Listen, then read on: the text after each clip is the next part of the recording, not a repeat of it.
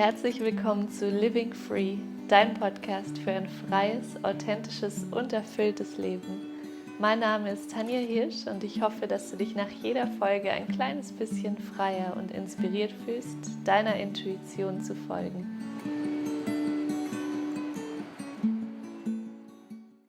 Ich freue mich so sehr, dass du heute wieder mit dabei bist im Podcast und dir diese Folge anhörst. Und heute habe ich ein Interview mit Andrea. Andrea ist ein Breathwork Facilitator in Bali, unter anderem. Er macht verschiedene kreative Sachen, aber das ist ein großes Herzensprojekt von ihm, bei dem ich ihn noch kennengelernt habe, als ich nach Bali gekommen bin. Gleich an meinem zweiten Tag nach Ankunft bin ich zu einem dieser Breathwork Circles gegangen und ja, es ist wirklich so magisch, was diese Arbeit, dieses Breathwork mit einem machen kann. Jeder Lehrer bringt ja so seinen eigenen Touch mit rein und Andrea ist wirklich ganz kraftvoll und inspirierend und er kann den Raum sehr gut halten. Und das Besondere an den Breathwork Circles von Andrea und Edward ist vor allem das Team, das die Gruppe unglaublich toll hält. Also man fühlt sich zu jedem Zeitpunkt während dieser Breathwork-Session unglaublich gehalten und du hast fast immer eine Hand auf dir und ja, jemanden, der dich supportet während dieser Journey, weil es ja doch für viele ganz intensiv sein kann und Dinge an die Oberfläche spülen kann. Und man hat zu keiner Sekunde das Gefühl, dass man dabei alleine ist. Und wenn du mal in Bali bist, kann ich dir das wirklich so sehr ans Herz legen.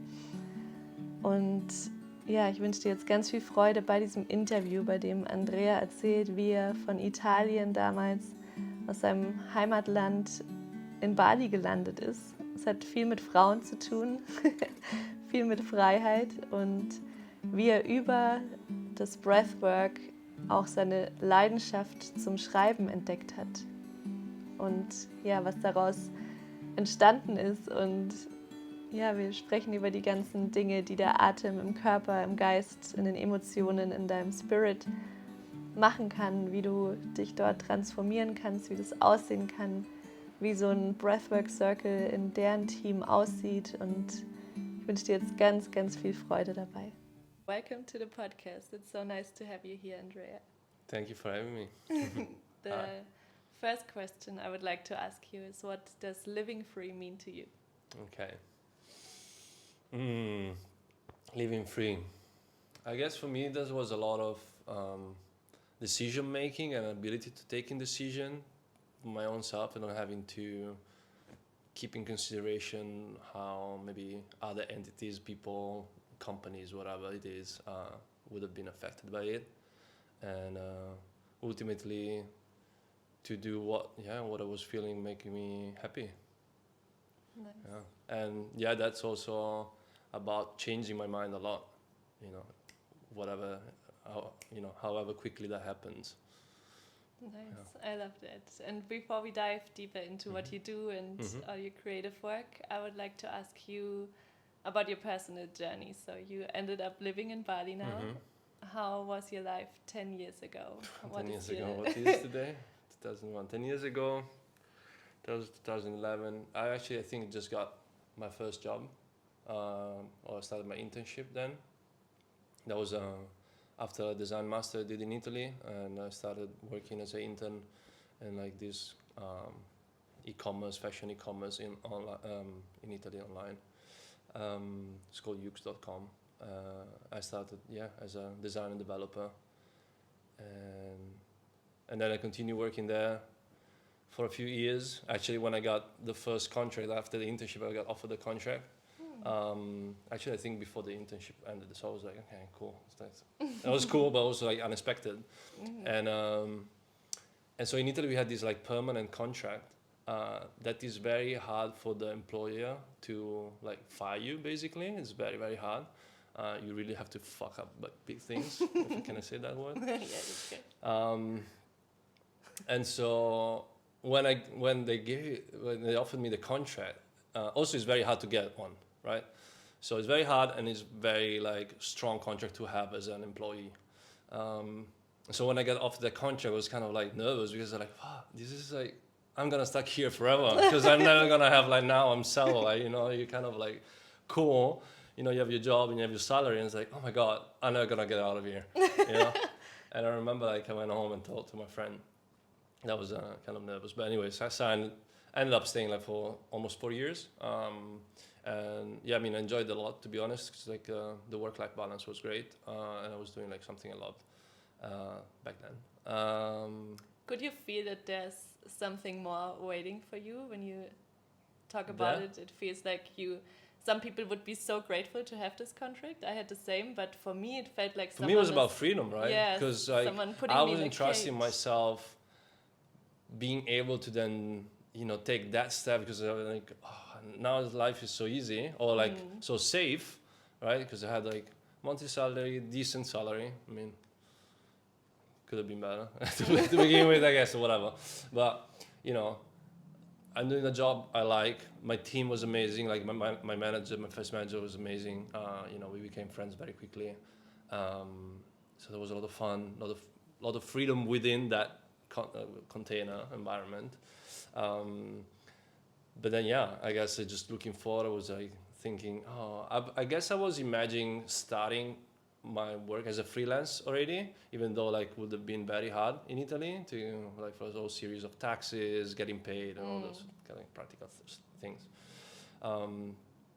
So yeah, it was more like around freedom and feeling like I got kind of stuck here. And then I was already like kind of, because I haven't studied abroad, and so I was kind of seeing the direction to going abroad at some point, sooner or later, kind of soonish.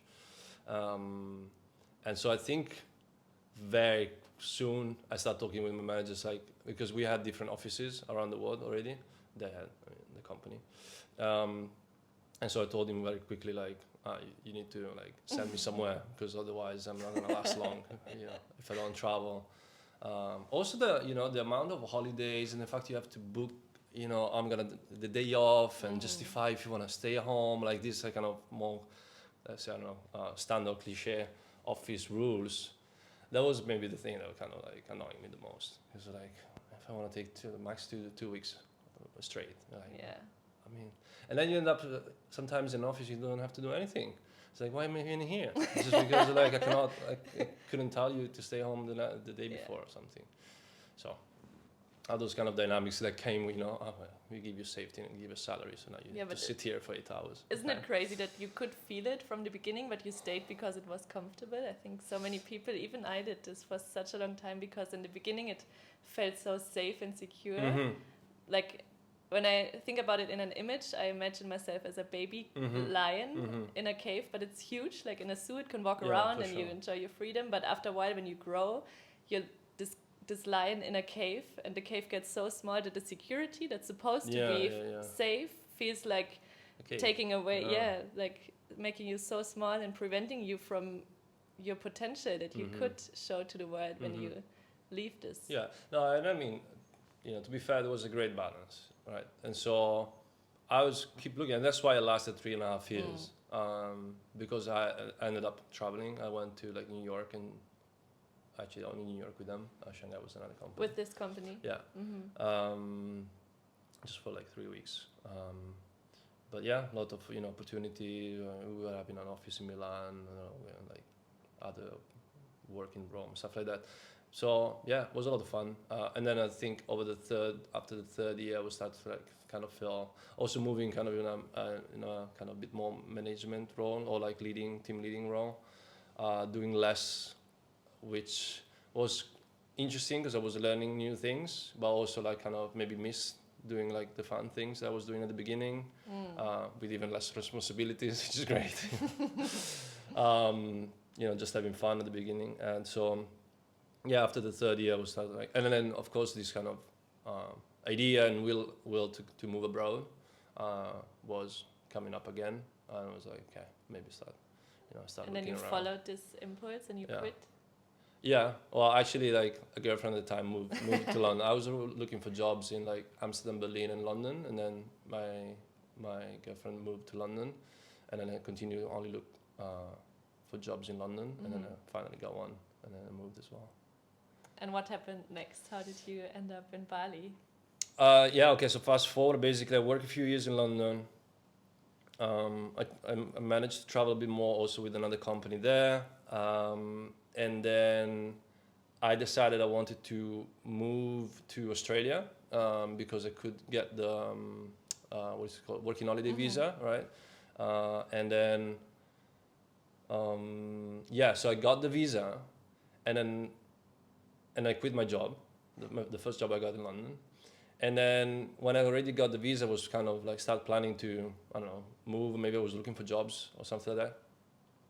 I ended up having interviews in London. Like I was not even looking for a job, but basically I ended up having 2 or 3 offers for jobs, and one was like a nice, very cool startups, very young, very small, with a lot of great people, great design and great, the team was very strong. So I was like, okay, cool. I mean, this seems like a very interesting job. And so I ended up getting and I could use the visa for 1 year. So it's like, okay, I can kind of park this Australia option for a while and check it out, this job. I can always quit and see what happens. So I got the job and really enjoyed it, but very quickly I kind of felt like, maybe I shouldn't be in here. It's like, I was more like going there. So, I mean, kept working in there. I ended up actually being part of like how do you say a cut-off for employees at some point. The company wasn't going as good. So 10 or 11 months later, been let go. And then I remember I went out of the office and I called my friends like, oh, I got fired. I'm going to go to Australia. It's like, so they made a decision for me. Nice. Because I also after 10 months, the visa was about to expire. So I had to use it. I had to make the decision in a couple of months. Do I want to go or I stay here? So they kind of like, they offered me the decision, the answer. And yeah, so then I traveled for a bit before moving to Australia. That's when I first came to Bali. And yeah, I was here just traveling, looking for jobs in Sydney from here, working on portfolio and making calls and stuff like that. And you had no idea that you would end up in Bali one day. It was just for a holiday. No idea. I mean, also Bali back then there was like few maybe one co-working space would just open, Dojo in Canggu.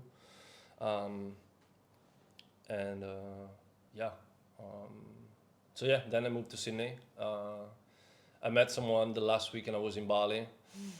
She was living in Singapore. And so when I moved to Sydney, then I started freelancing there for the first time, basically around town, with 3 agencies. And then 6 months later, my visa was ending. I had a great time. I really loved the town. I also loved London, but very different towns, obviously.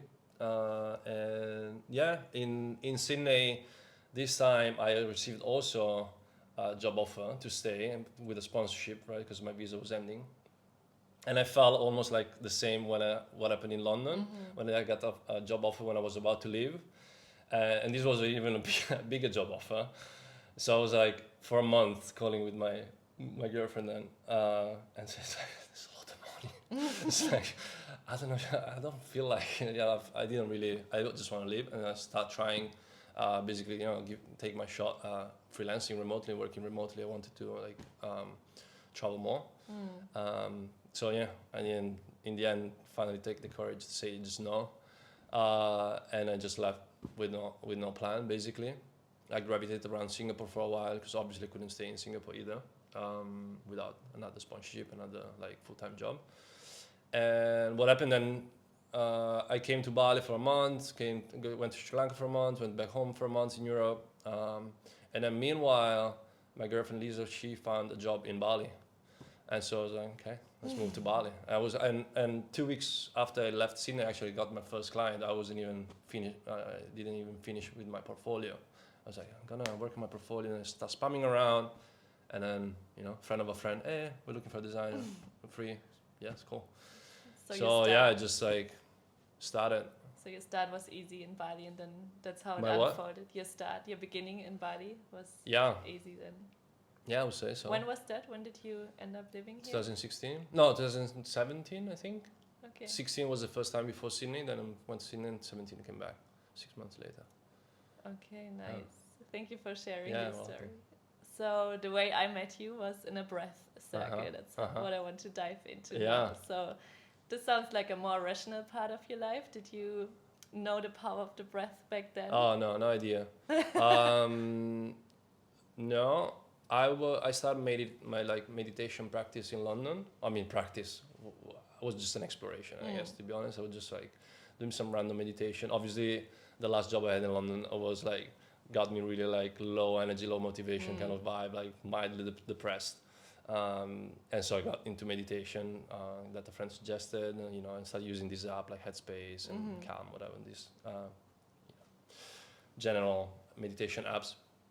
So and then I continued over the years, and I was just doing like random meditation, and I got into like pranayamas and this sort of breathing. And then my first, let's say, breathwork, what we call now breathwork experience, was I think when we moved to Bali in 2017. So I was at the conference that my girlfriend was organizing, and there was this friend of mine that was giving a workshop of Wim Hof breathwork practice. So I tried it, and then it was very interesting. Felt my body like acting in a different way, and like exploring like these physical states that were new to me, but very physical, very calming, good meditation kind of preparation. So cool. Then I kind of left it there, and then the next year we had the same conference again, and my friend was doing the same workshop, so I did it again, and there was someone else doing another type of breathwork, kind of a bit more like holotropic, very activating breathwork, and I had like a very big experience. Like I felt like high, super high, and I got distracted because I was like trying to not saying something, but I got very high, so I ran to the guy and said, I want to know more about this. What are you doing? Like, do you train people? Do you explain do you do courses and stuff like that? So he told me he was doing, and then I start checking it out, and I started, okay, let's see also what else is around, what else is available. And I found my current teacher, Edward. He was giving a talk in Canggu, like a little meetup. So I went, seems very interesting. The next day the next evening, I booked a session with him, and I was like, I don't know, I came out, I was like, what was that? Like, that was mind blowing. I felt completely shifted and completely different. I relived past events, memories, insight. I saw myself writing. Like a lot of stuff came out of it, and I could not explain what was going on. What was that? And how was it possible? Like, how it was like, what happened basically in my body, my mind, my memory? I don't know. So I was trying to grasp my head around it. But basically because there was so much going on, basically I just went home, integrating and started reflecting. And I don't know. I think back then I also did. This was in between maybe my yoga teacher trainings I did. So I did the 50 hours and the 200 hours before and after. And then I did another session with Edward like months later. And that's where I saw myself writing poetry. And then the first time also I saw myself writing. And so I started writing, because it's like, okay, this is very weird. I never really wrote. I'm more of a design and visual person. Did you write when you were a kid? No. So Not it really. just popped I up mean, and- as I said, like in my life, in the past, I might have wrote 5 poems maybe, which I don't even remember. Like I don't even know where they are, and I never considered that as something I was doing. I don't know. I just do it out of I don't know what. So that I felt totally like stranger and new to me. But because I had these two, after the 2 sessions I had, the first 2 sessions I had these like kind of visions, and I was like, okay. I had to try. I have to see. So I started writing, and that kind of like unfolded a whole series of also events. And so we started this open mic. I met my 2 kind of poet partners, Nicole's and Rule. So the breath opened like a whole new universe inside of you that you didn't know I was mean, there. changed my body, changed my mind, changed like my creativity. Nice. The access that I have to like, creativity flow states. Before we dive into what else you're doing, because you're doing so many creative things that I love, for those who are listening who don't don't know the breath work. Can you explain a little bit for beginners what the breath work is and what power is behind it? Yeah, so the practice that we teach and then now I learn. So basically what happened is that last year eventually I ended up training with Edward after a few practices with him. It's called conscious connected breathing, and is, as far as I know, the only body-based, like non-mind-based practice, which means we don't use our mind to control our breathing, like pranayamas or even Wim Hof or most, or if not all, other practices I know. So we just allow the body to breathe whatever way it wants to breathe. That basically allows the body to activate his own intelligence, his own wisdom, that we believe it has. I mean, obviously it has in my experience. And so what happened is that, that activate your nervous system and in a way that is, with your mind offline, and basically allow your nervous system to close pathways that haven't been closed. That can be like emotional release, physical healing, it can have memories or insights coming in. And that basically allows, because we create this container and the way that we practice this breathwork technique is extremely safe and extremely balanced. That creates balance and balance in your nervous system. So it allows your nervous system to complete this, like we call it incomplete nerve reflexes that have been accumulating during my life, and that changed the way you think. At the end of the day, it's change the way you think, change the way your body react, and how your glands work, and how you breathe. So we change how you breathe.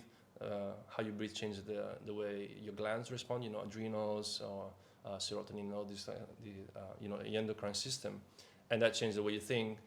We change the way you react, and then change your breath, and so you go in an upward spiral kind of loop of, let's say, self-healing. Thank you. Yeah, it's really special, the breathing technique that you offer. I've been to 3 circuits, I think. And if you ever have the chance to be in Bali, you really have to join Andrea and Edward. They have an amazing team, and you feel so safe and protected. That's what makes your circuit so special, I think, because you always have someone who's holding space for you, who's touching you, who's guiding you through these sometimes intense emotional releases or things that come up. Yeah, it can be intense, and that's what we allow. And there's also we created a project now called Safe Breathwork, and that's the philosophy that we follow. We want to guide breathwork in the safest way for who's practicing it. That's why you never offer it online, right? Yes. Only in person. Yeah, that's correct. Yeah, so for those who never done breathwork, can you explain a little bit how the breathing technique works? Sure.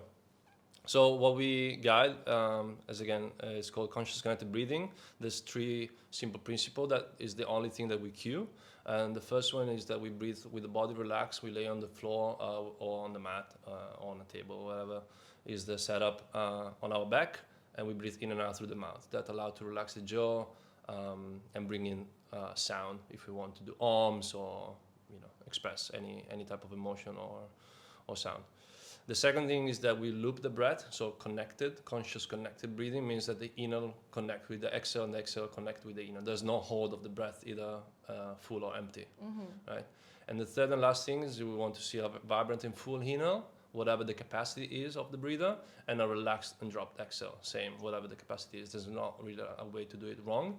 It's always right, and it's always like the body of every one of us knows what is the best way. And these are basically the 3 basic principles that we follow. Yeah, that's so nice. And you said it can have impact on your physical, on your emotional, on your mental, and even on the spiritual level. Can you explain a little bit what the impacts can be through the breath on your body? How can you feel the impact of this practice in your body on a physical level? Yeah, I mean, I guess I can talk only from my experience. I had maybe the 2 major shifts I had were after like an emotional release. I think one was like sadness, I cried, and another one was anger. And after one, I felt a complete different way that my body was breathing. Like after the practice, like when I went out of the place where we were doing it, and even the morning after, I felt my body was breathing in my belly, like as I never felt before. I felt like I was belly breathing, like pushing my head into my belly, except that I wasn't pushing it. It was just happening. So that makes me feel much more grounded, much more calm. I mean, that's activated parasympathetic nervous system. That's why we do belly breathing, right? And that was happening naturally. So just one session basically shifted that Wow. breath down to my belly, grounded areas. So that was pretty epic. And then the other one, I felt a shift in my jaw. So I've been clenching my jaw when I was sleeping, when I was a kid, and then I've been, to be honest, I don't know for long. I might have done it since that session, as far as I'm aware. But my jaw was clicking. So every time I was opening my jaw was like my bones were clicking, right? My cartilage or whatever it is. And so I had another emotional release, and in one session that stopped. Oh, wow. I had that click for like 25 years, I don't know, all my life as far as I can remember. I mean, since my teenagers here. And that stopped. Wow. And it never came back. That's amazing. So these are like physical healing. I also had like another session. I felt like, let's say again, pretty high. I felt a lot of energies moving in my body, and I was following it to see like where that sensation was going. And at the time, I had like an infection in my gum and in my tooth, wisdom tooth, and I followed the energy. It's like went there, and I felt like it was healing this infection. And then basically a few days later, actually that happened almost twice. Two sessions, one of the after like a few days later, and and the infection also kind of went away relatively quickly. So basically, it activates the self-healing power also, and it shows the body. I definitely felt that in that specific session, I was able to activate a lot. So what happened? What I mean when I say activate? So the practice that we teach is to last just over an hour. The first 15 to 25 maybe minutes, the first third of the session is activating. So that means you build energy into your body, and then you start relaxing. And I mean, it can happen, I guess, at any point of the journey. I actually don't remember when was that. I think just right after the peak, and I felt like this energy, this sensation of light and energy moving through my body and going up to my spine to my wisdom tooth. That's really powerful. Yeah. I remember Edward had this real crazy neck release, right? He Yeah. had these neck problems, and in the session you were guiding, he could release it, and it's much better. I mean, we hear all sort of things, and I mean, I try just to speak my own experience because I can't, there's also the way the adult teaches. There's a lot of practice, a lot of embodiment. Just like practice yourself, practice on another, and your own practice is the only way that you understand really what it feels. Because I mean, I can explain to you these things, but like feeling it is different. Yeah. And I mean, I was working in tech, right? So this stuff is just like, come on, bullshit. What energies? You want self-healing. What do you mean? I was pretty like. So that's your experience, and what else did you see during your teachings and during sessions? What can be a physical experience during the breathwork? What can happen to your body, like the shaking? Okay, well, yes. During the journey, as we activate, and especially when we start reaching the peak, there's a lot of energy moving that can be felt, as in there can be numbness, tingling, tension in your muscles, shaking, sweating. Moving, that's how do you call the hands? I had these in the first few times. So that's a condition called tetany. Okay. And that happens when you exhale less than what you inhale, and so you build CO2 and also calcium, I think, in your blood, and that makes your muscles cramps. Okay, so that's the physical part, and what can happen on the mental level? What's your experience? I mean, mental part, I guess there's amazing opportunities to have clear insight and answers to questions you might have, especially in the relaxation phase. We tap into this like dream kind of state, like very relaxed. I mean, you can, all journeys of all my journeys are different. Everyone's journey is different all the time, There's not one single journey that's the same for everyone. So, but we generally move everyone in relaxation. Then you can go as deep as you can. And so in the relaxation phase is where you kind of tap into source and like have this insight and answers to whatever you need to be answered from. And then you can have memories coming up, reliving past events.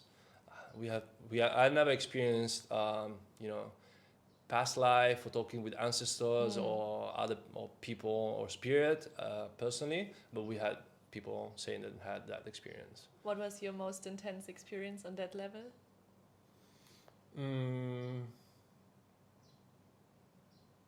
I don't know, maybe my first session. Yeah. Where you saw the poems and... Well, in the first session, I actually saw myself writing. And that was the last bit of like a lot of like emotional baggage that I have from the past and like memories and, events and stuff. That was like, that came up. And then at the end, I had this feeling like, I remember I told to Ada again, when I was checking out, basically, I saw myself writing. I don't know what, I feel like I want to write something, but like not like a blog or, not for work. It's like, I don't know. But then, because there was also all these other things, I kind of like dismiss it. And it was so unfamiliar and stranger to me that I didn't really, I don't know, pay much attention to it. So I just went back to kind of like my life. And then the second time, I actually saw myself. That was the main insight. I actually went in that session. The second session I had with that, my intention was clarity. I wanted to understand what to focus on that year, and I saw myself writing poetry on nature. Yeah, you always have to be careful what you put your intention in. Yeah, Right? totally. So Yeah, powerful. intention. Can shift the journey a lot. Yeah.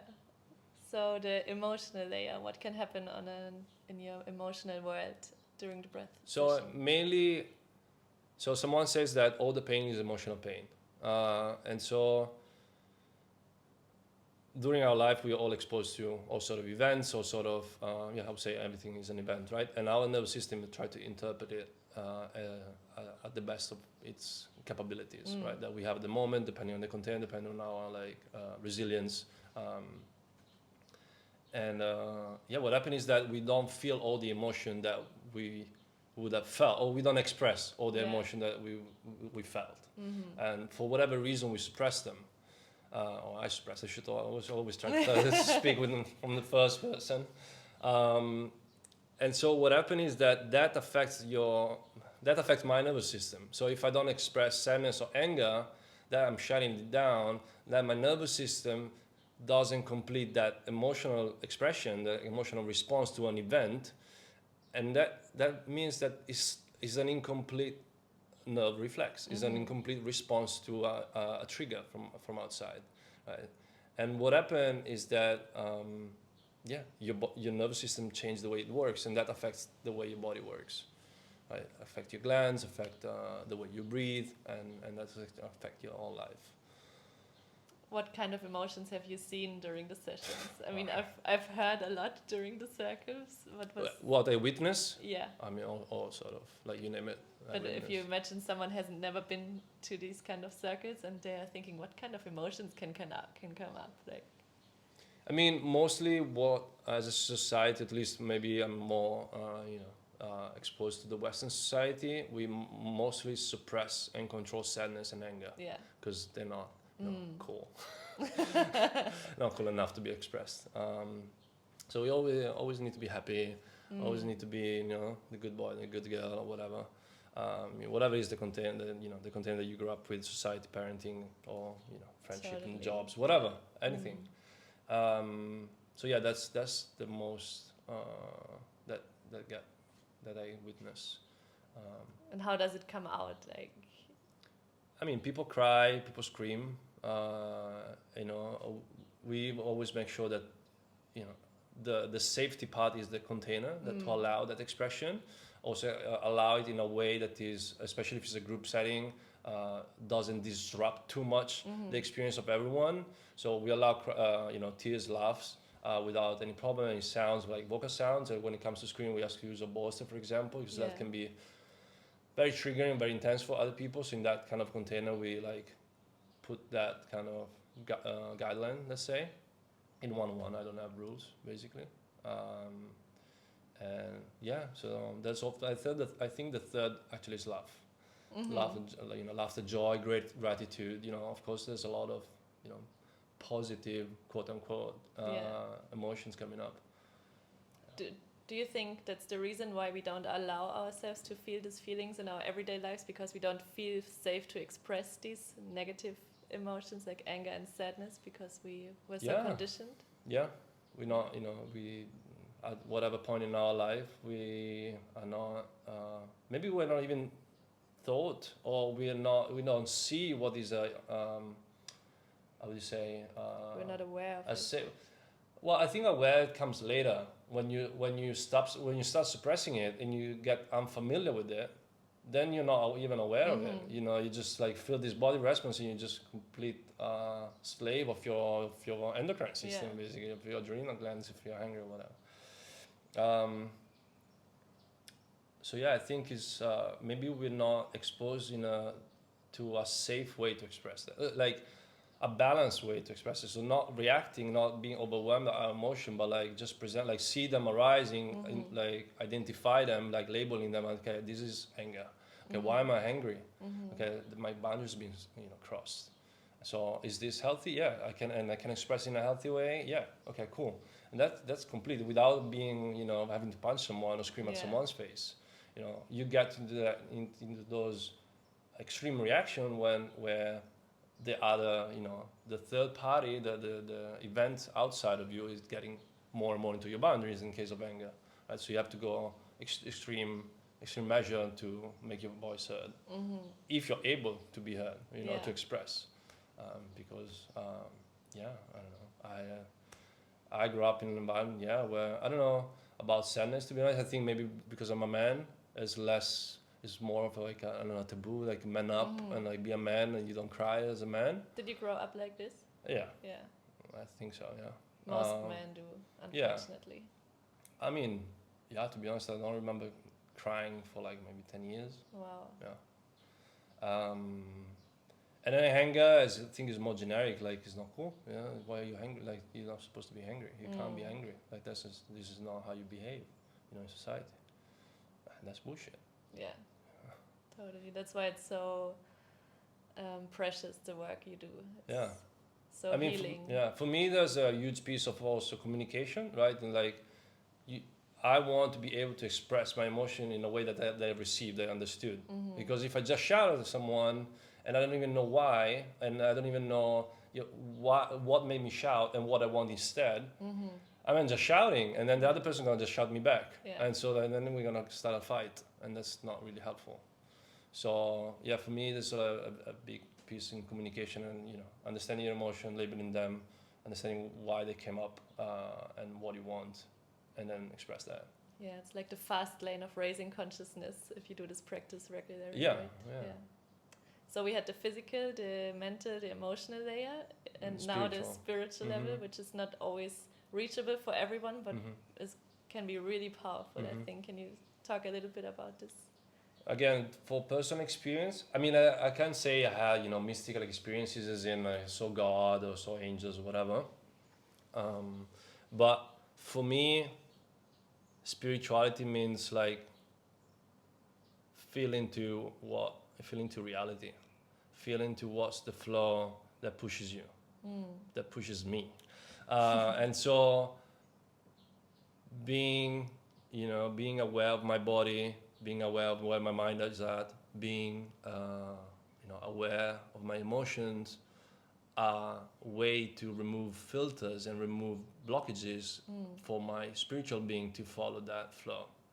And so when I feel into flow, I feel connected spiritually. And so when I sit in meditation, when I sit in practice, when I know, it's just being very present, if I feel good physically, mentally, and emotionally, then very likely I feel very connected. I might also feel very connected if one of the other, or maybe a few of the others, are not super on top. But that's what feels to me. And I guess how I experienced that in breathwork.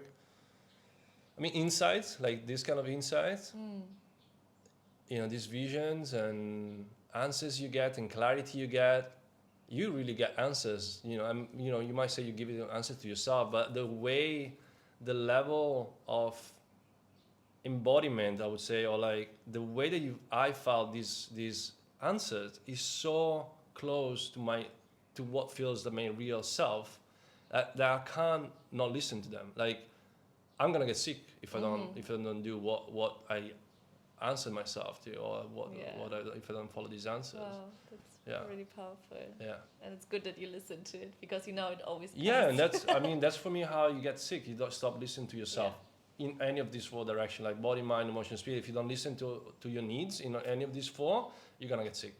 Yeah, I agree. And that's why it becomes like, that when you said any pain is emotional, maybe it's also, of course, there's physical pain.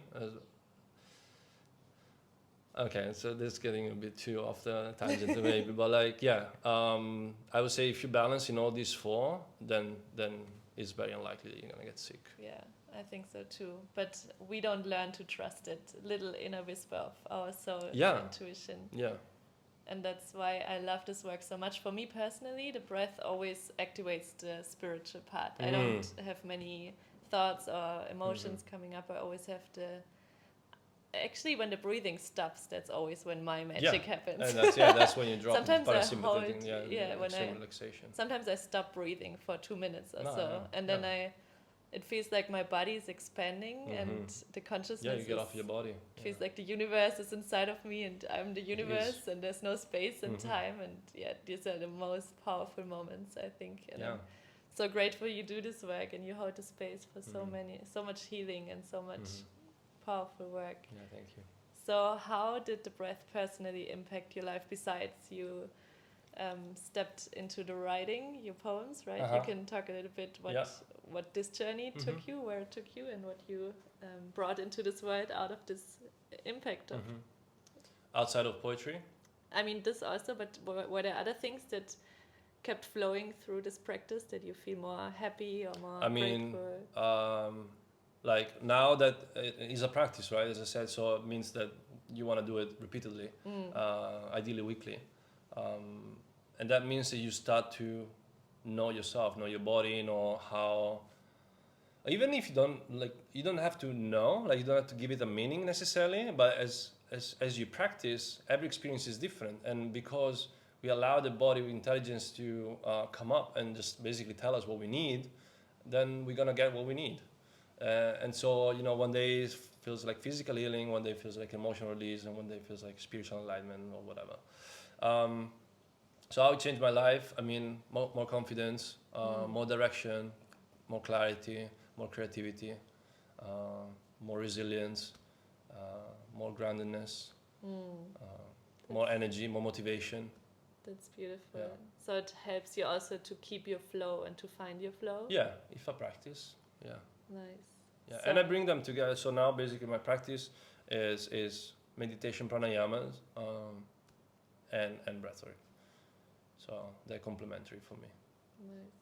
So when you got the insight about writing, you didn't know it was poems, right? No, not the first time. How did it start that you found out that this is what really fulfills you and this is the way your soul wants to express?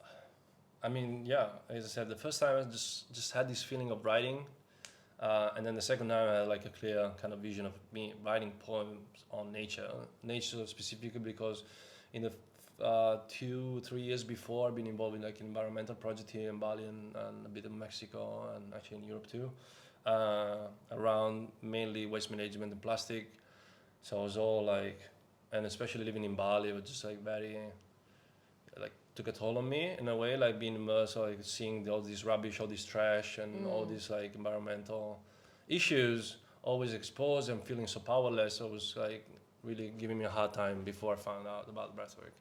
And after, and so that's why nature, and I mean poetry, I don't know why, it just happened. I just saw myself writing poetry because I saw it twice. I said, okay. I mean, as I said, like I can't deny it. And so, I mean, it was just too strong, too clear. And so the next day I went to a cafe and with a notebook and a pen, I wrote, let's see what poem I want to write down.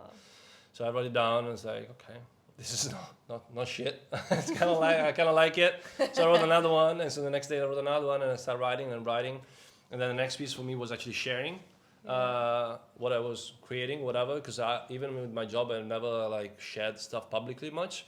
So I don't know exactly what was that about, but like it was a sort of a block for me. And at the time I was talking with a friend. She was actually doing human design readings. So she wrote that.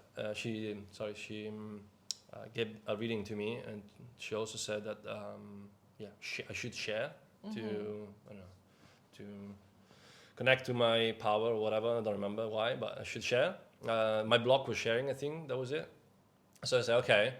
So I started sharing my my first poems on Instagram. Very uncomfortable. And then started becoming less and less uncomfortable. And then one morning, Rule saw me writing in a cafe, and he came over. He didn't know me, and he asked me what I was writing. I said, I'm writing poetry, and he said, oh, me too. I was like, okay, cool, let's be friends. And so we stayed in touch. And a few weeks later, I don't know, a couple of weeks later maybe, I started sharing my poems on Instagram, on a new Instagram account. And on the first week, Instagram bombards you with like all new accounts that do similar things to you. And so I ended up in someone's IG live from the States, and there was this guy that was about to have a live show on poetry and reading poems. And he'll say, oh, we're gonna have someone actually is gonna do this live today. It's not me. She's connecting soon, and she's a poet from Bali. And I was like, what? Who is the poet in Bali? I'm the only one poet in Bali. Of course, I just started writing poetry months before. I didn't know anyone writing poetry or following anyone writing poetry, really. And in that live I met Nicole, which was in Ubud back then. We were in Canggu. And so then I put the three of us in touch. We started sharing poems between us in a chat. And then we met. And then the week later, we decided we wanted to do a writing workshop. And we were like planning for it. We wrote it down, and then instead of doing that, we said, why we don't go for a sunset drink somewhere, like, and read some more stuff, maybe call some friends. And then when we had the first kind of what became like Voices Unleashed, Bali open mic, Unplugged open mic, and then we had a beautiful night with like a few people. That was right after like the lockdown here in Bali, basically. So there was nothing going on. At the end of the night, people just say, oh, so you're going to do it next week, yeah? Like, sure. And so we did it next week, and then we did it next week, and then the next week, and now, like, last week we just had the number 33. Wow. And we're going to, next month we're going to have a 1 year anniversary. Wow. Yeah. So nice to see the ripple effect of you following these breadcrumbs of excitement. Totally, and that was like pretty flawless, right? And I think that's also what finding your purpose is, that you follow these breadcrumbs of excitement, what makes you feel alive, and then, you can see it with your example, what unfolds out of it. Now you teach people how to find their writing flow, right? You do the Voices Unleashed every week. You have artists sharing their poems. Yeah, I mean, again, there is like, it's a lot about creating a safe space to be able to express.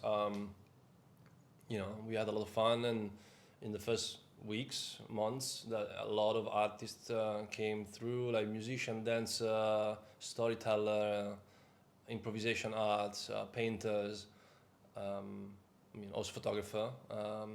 Not that they show we haven't had a photographic exhibition yet, maybe soon.